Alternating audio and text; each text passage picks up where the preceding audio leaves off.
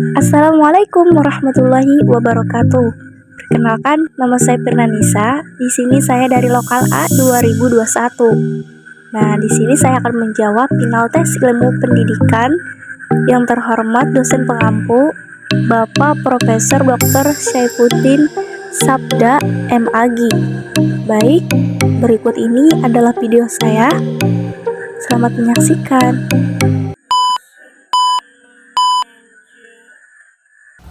Baik, di sini saya akan menjawab pertanyaan nomor 1. Menurut konsep pendidikan, tujuan pendidikan dapat diklasifikasikan dengan yang pertama tujuan sementara, kemudian yang kedua tujuan perantara, dan yang ketiga adalah tujuan akhir. Nah, lalu jelaskan dan saya akan berikan contohnya. Yang pertama, tujuan sementara. Apa sih itu tujuan sementara? Apa yang ada di pikiran kalian tentang sementara?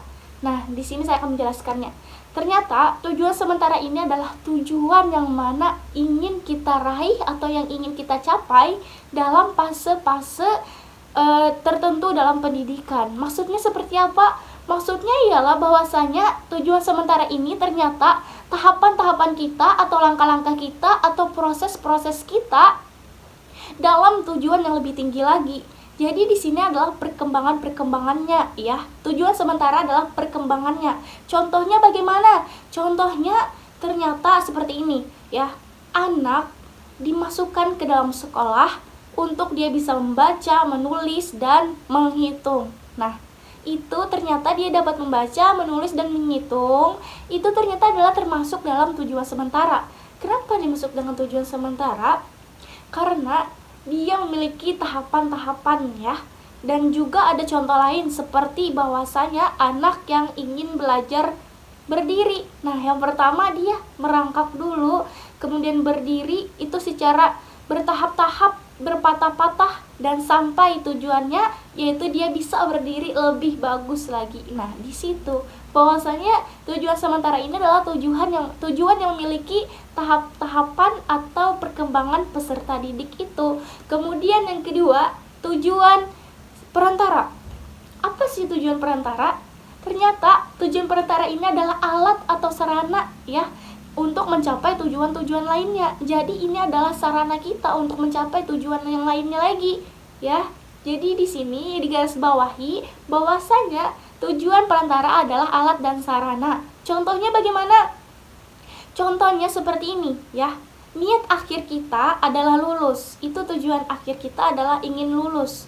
Tetapi kita harus melewati yang namanya sarana-sarana itu. Maksudnya kayak gimana? Maksudnya kita naik kelas 1 ke kelas 2, kemudian kelas 2 ke kelas 3, kita naik sampai akhirnya kita lulus. Nah, itu yang dimaksud dengan tujuan perantara ya. Tujuan perantara agar kita mencapai niat kita lulus tersebut. Nah, seperti itu ya teman-teman. Apakah kalian bisa memahaminya tujuan perantara ini? Nah, contoh lainnya, apabila kita ingin bisa membaca atau mengartikan dalam sebuah buku itu, tapi bukunya bisa jadi itu bahasa Arab atau bahasa Inggris. Nah, kita harus dapat belajar dulu kan bahasa Inggrisnya. Gak mungkin kita langsung baca bukunya bahasa Inggris, kita mungkin gak paham apa-apa ya kan. Nah, maka dari itu kita belajar bahasa asing. Nah, belajar bahasa asing ini pun yang disebut dengan tujuan perantara kita agar bisa membaca buku tadi. Nah, seperti itu ya. Kemudian yang ketiga adalah tujuan akhir. Apa sih tujuan akhir itu? Nah, ternyata tujuan akhir ini ialah tujuan umum juga ya teman-teman. Kenapa disebut seperti itu? Karena tujuan pendidikan ialah kedewasaan, dan tujuan terakhir ini ialah kedewasaannya itu. Mental fisiknya dewasa, baik secara rohani maupun jasmani, maupun akal pikiran dia maupun nafsu dia bisa mengendalikannya karena dia udah dewasa ya. Baik itu secara dia bisa moralnya, intelektualnya, maupun dia cara bersosialnya kepada temannya, baik semua ya. Nah, di situ telah mencapai tujuan akhir dia bahwa dia itu memiliki yang namanya kedewasaan. Menurut Stonewall dan Goodwin bahwasanya ialah insan kamil yang diciptakan dengan manusia yang sempurna. Nah, jadi di sini tujuan akhirnya ialah mencapai manusia yang sempurna itu, bahwa dia bisa dewasa membedakan yang benar dan yang baik, yang benar dilakukan, yang buruknya dijauhkan. Nah, jadi seperti itu. Contohnya bagaimana? Contohnya seperti ini, bahwasanya guru itu memerintah kepada peserta didik untuk menggambar, dan guru memerintahkan lagi untuk membawa pensil alat warna dikeluarkan, ya kan, kemudian buku-bukunya, kemudian penghapusnya, atau alat-alat yang ada untuk menggambar itu. Dan kemudian guru tersebut menyuruh anak peserta didik untuk membersihkannya setelah menyelesaikan menggambar itu. Nah, jadi untuk menyelesaikan tersebut kan harus bersih dan rapi, dibersihkan. Nah, itu yang dimaksud tujuan akhir, bahwasanya guru tadi mengajarkan kepada siswa untuk bertanggung jawab atas apa yang dia kerjakan, ya. Membersihkannya, bukan hanya meninggalkan barang-barang yang udah kita lakukan, tetapi kita memerintah kepada peserta didik untuk membersihkannya kembali. Nah, jadi di situ ada sifat bertanggung jawab. Nah, jadi kita tujuan akhir inilah yang membuat kita bisa melakukan hal-hal yang baik-baik. Nah, jadi seperti itu. Lanjut kita ke pertanyaan kedua. Pertanyaan yang kedua ialah konsep tripusat pendidikan. Nah, jadi lingkungan di rumah tangga, sekolah, dan masyarakat. Jadi sebelum kita memasuki jawabannya, nah, tripusat pendidikan ada yang tahu nggak? Ternyata tripusat pendidikan itu adalah konsep pendidikan yang dikemukakan oleh Kiai Hajar Dewantara. Siapa beliau? Beliau adalah pendiri Taman Siswa yang diakui sebagai Bapak Pendidikan Nasional. Nah, baik, yang pertama saya akan menjelaskan tentang pendidikan atau lingkungan di rumah tangga. Nah, jadi lingkungan di rumah tangga itu ialah lingkungan yang mana jadi pertama, pendidikan yang pertama dan utama, ya. Karena keluarga inilah yang menjadikan anak itu pertama-tama mendapatkan didikan dan bimbingan. Jadi di dalam keluarga bahwasanya pendidikan itu berlangsung dengan sendirinya. Maksudnya apa? Maksudnya dengan tatanan yang berlaku di dalamnya tanpa harus diumumkan dan dituliskan terlebih dahulu. Jadi bahwasanya tidak secara langsung bahwa itu mengajarkan kepada anak. Nah, jadi bahwasanya keluarga itu selalu mempengaruhi perkembangan budi pekerti, baik itu akhlaknya, adabnya setiap anak mereka. Selain itu, pendidikan di dalam lingkungan keluarga itu muncul disebabkan oleh manusia yang memiliki naluri asli mereka.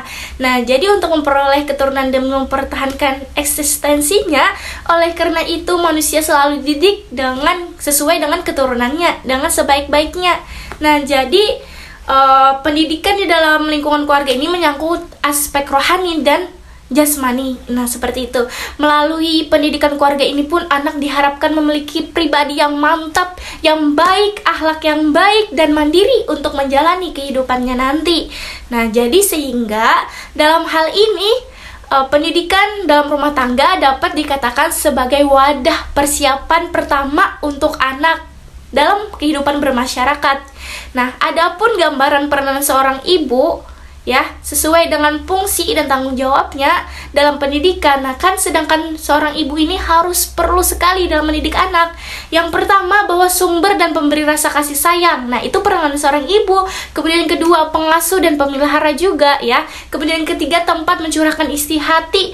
Jadi apabila kita curhat kepada seorang ibu. Kemudian yang keempat, mengatur kehidupan dalam rumah tangga. Nah, kemudian selain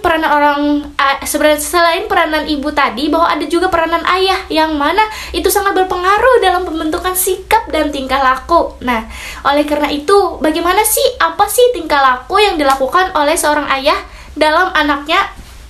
Tentu sangat berpengaruh, ya, pada tingkah laku. Nah, kita amatin dulu. Bagaimana sih sikap seorang ayah, peranan seorang ayah? Yang pertama, seorang ayah itu harus tanggung jawab, ya, terhadap pendidikan anak-anaknya.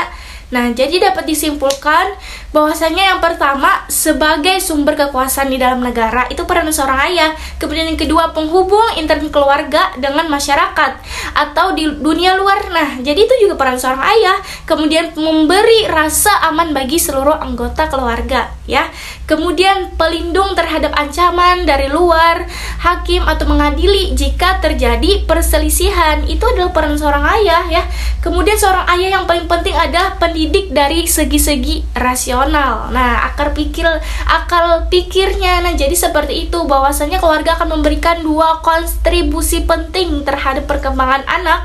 Yang pertama, penanaman nilai dalam pengertian pandangan hidup yang nantinya akan mewarnai perkembangan jasmani dan rohani anak tersebut, ya. Nah, jadi yang kedua adalah pemahaman sikap yang kelak menjadi dasar bagi kemampuannya menghargai orang tua, guru, pembimbing, serta orang yang telah membekalinya dengan pengetahuan. Nah, jadi dua itulah yang ada di dalam lingkungan keluarga. Kemudian yang kedua adalah lingkungan di sekolah. Nah, pendidikan sekolah itu apa sih? Proses pengubahan sikap dan tata laku seorang atau kelompok orang untuk mendewasakan manusia dengan pengajaran yang dilakukan. Nah, jadi bahwasanya pengajaran sekolah ini adalah suatu lembaga pendidikan yang berperan untuk pembelajaran serta pengajaran. Nah, seperti itu. Jadi lingkungan di sekolah ini bahwasanya ajaran-ajaran tentang nilai-nilai dan norma-norma kehidupan yang ideal. Nah, jadi baik itu bersumber dari Al-Quran maupun As-Sunnah, ya. Jadi sebelum kita lihat seperti itu, bahwasanya sekolah itu guru memiliki tugas memberikan ilmu pengetahuan, bukan hanya mentransfer ilmu, tetapi juga harus mendidik anak agar akhlak yang baik, agar menjadikan anak itu berakhlak yang baik. Nah, adapun fungsi sekolah sebagai pendidikan formal, yang pertama ialah membantu persiapan anak-anak agar menjadi anggota masyarakat yang memiliki pengetahuan. Nah, seperti itu.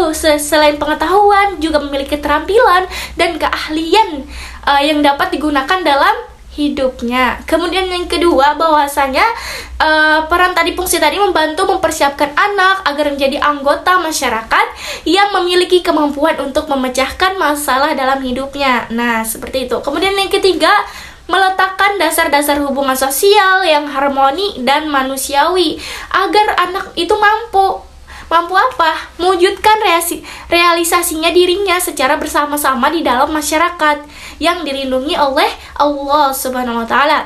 Kemudian yang ketiga, lingkungan di masyarakat. Bagaimana sih lingkungan di masyarakat? Ternyata pendidikan masyarakat itu terjadi ketika lepas dari asuhan keluarga yang mana berada di luar pendidikan formal atau sekolah. Nah, jadi pendidikan masyarakat ini terjadi secara tidak langsung.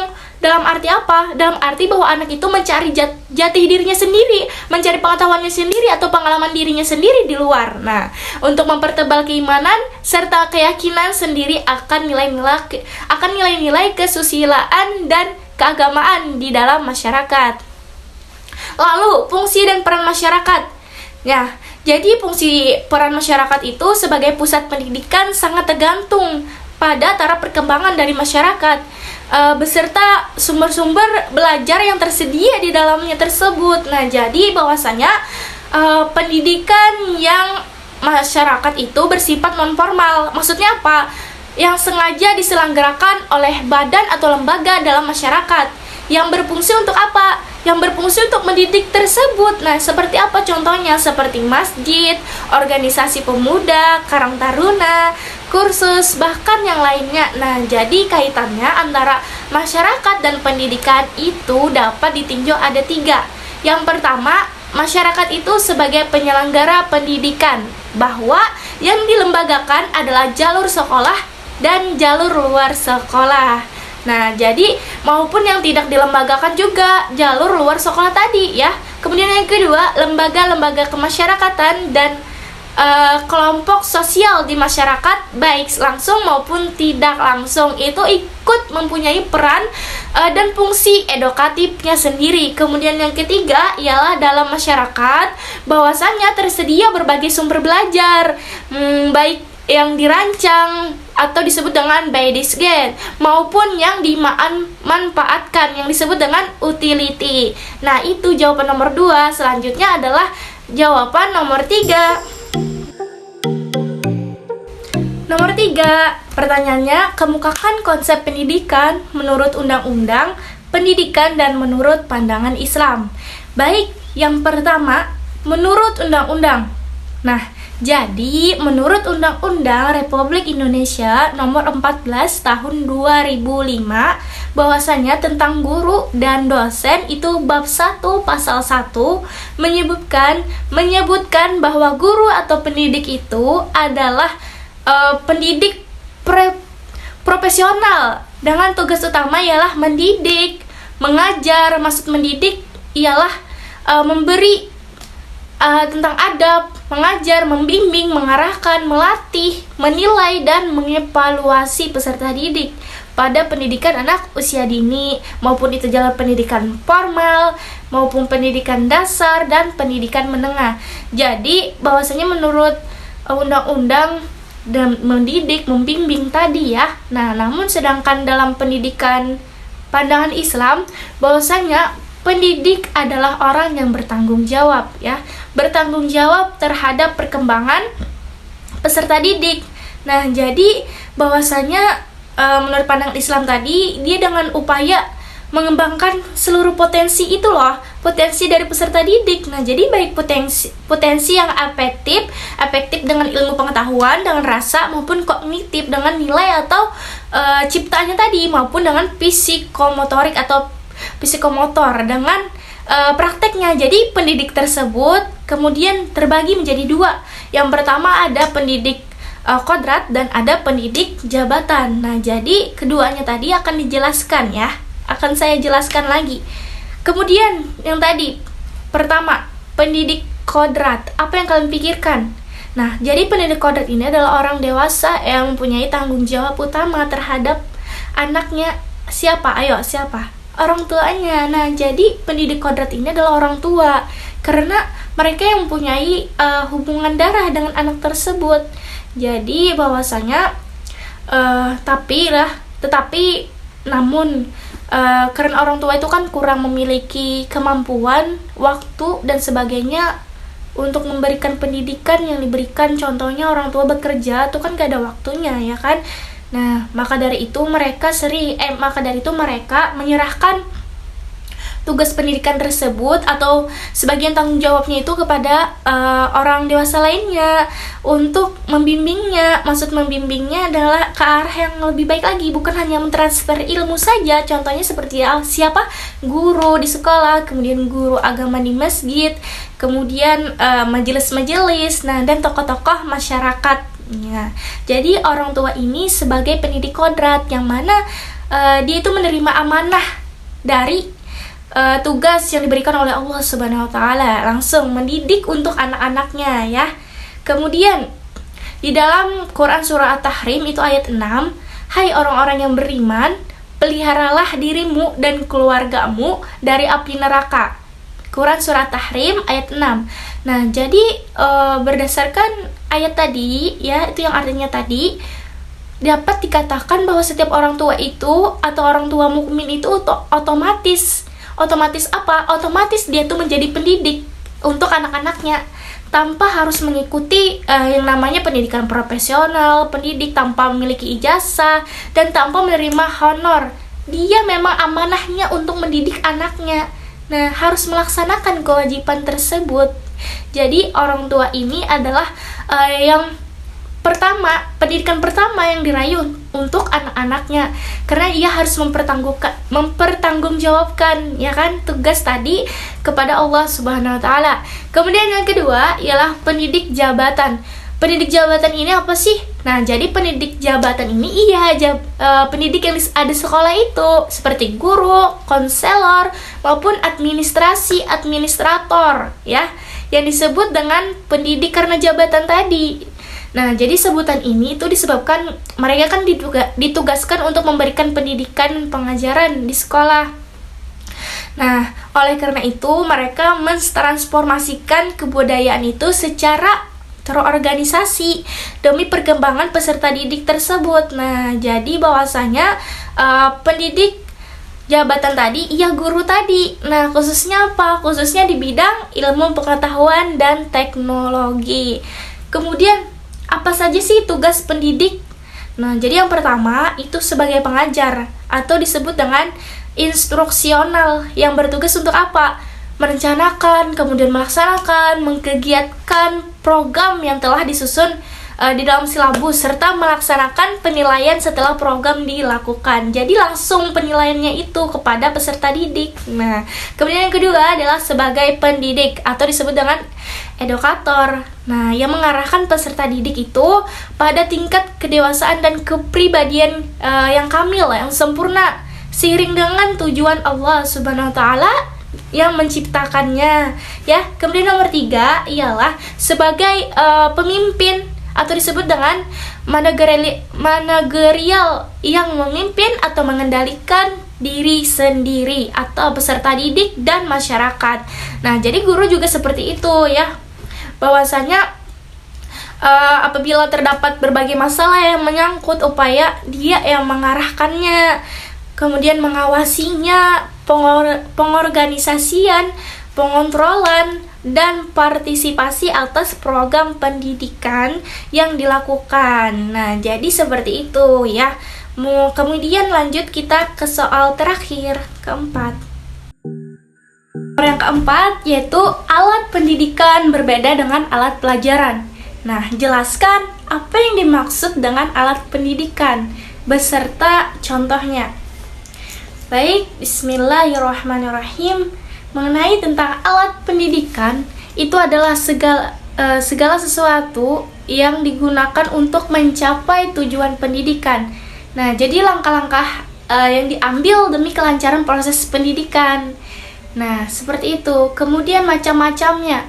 Yang pertama, pembiasaan. Apa sih pembiasaan? Nah, jadi pembiasaan ini anak dibiasakan melakukan kegiatan yang bersifat belajar.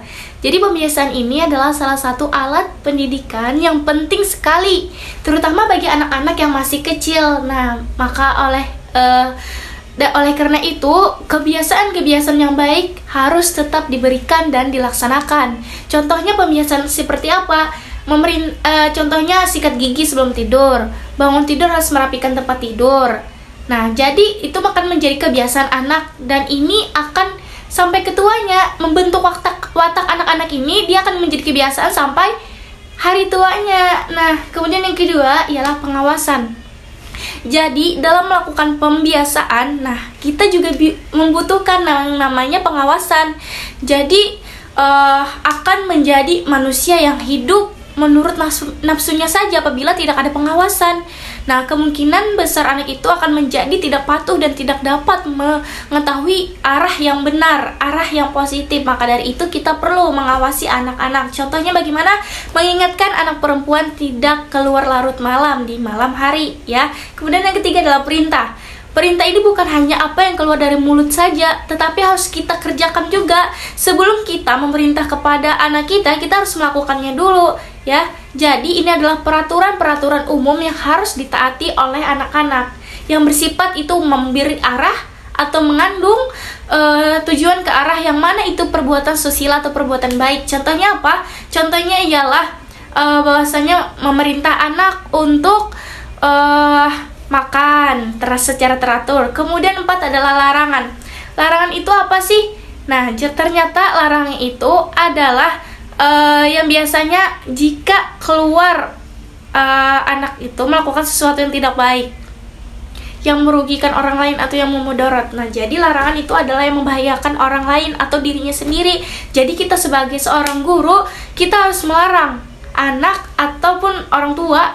Nah, jadi tapi dalam melarang ini biasanya anak-anak itu sering dia keras kepala atau melawan, kemudian pemalu atau takut, kemudian perasaannya kurang harga diri atau kurang mempunyai perasaan tanggung jawab. Maka dari itu kita melarangnya dengan baik-baik, secara baik-baik. Karena banyak di sini ada negatifnya apabila kita selalu melarang anak kita. Kemudian yang kelima adalah ganjaran. Ganjaran adalah salah satu alat pendidikan yang mana alat anak-anak itu supaya dia merasa senang, gembira karena perbuatannya itu loh. Jadi bahwasannya ganjaran ini berupa seperti penghargaan. Contohnya apa? Contohnya seperti ranking 1, 2, dan 3. Dia wajib menurut aku dapat ganjaran. Kemudian kelima, hukuman. Nah, masalah hukuman itu merupakan masalah etis yang menyangkut sosial, baik buruk sosial, norma-norma. Contohnya seperti apa? Apabila seseorang berbuat buruk, maka dia harus dihukum dengan hukum yang baik. Kemudian yang kedelapan, keteladanan. Keteladanan itu apa sih? Nah, keteladanan itu ialah tingkah laku atau cara berbuat dan berbicara akan kemudian ditiru oleh anak-anak. Nah, oleh karena itu kita harus bertindak sebaik mungkin, sepositif mungkin agar ditiru oleh anak-anak, ya. Kemudian contohnya seorang guru harus tepat waktu atau selalu disiplin pada saat masuk kelas, itu akan ditiru oleh anak-anaknya, ya. Kemudian yang ke-9, pujian dan hadiah. Nah, jadi pujian dan hadiah ini merupakan tindakan pendidik yang berfungsi untuk penguatan penguasaan. Nah, jadi tujuan pendidikan tersebut apabila telah tercapai oleh anak-anak, dia mesti dapat hadiah. Hadiah pun tidak berwujud barang ataupun uang. Nah, tetapi jempolkan jari aja itu udah bersifat pujian yang membahagiakan anak-anak. Nah, itu juga disebut dengan pujian atau hadiah tadi, yang intinya untuk kegembiraan atau untuk kepercayaan dirinya. Nah, mungkin itu saja yang bisa saya jawab. Pertanyaan 1, 2, 3. Kurang lebihnya mohon dimaafkan. Wabillahi taufik wal hidayah. Assalamualaikum warahmatullahi wabarakatuh.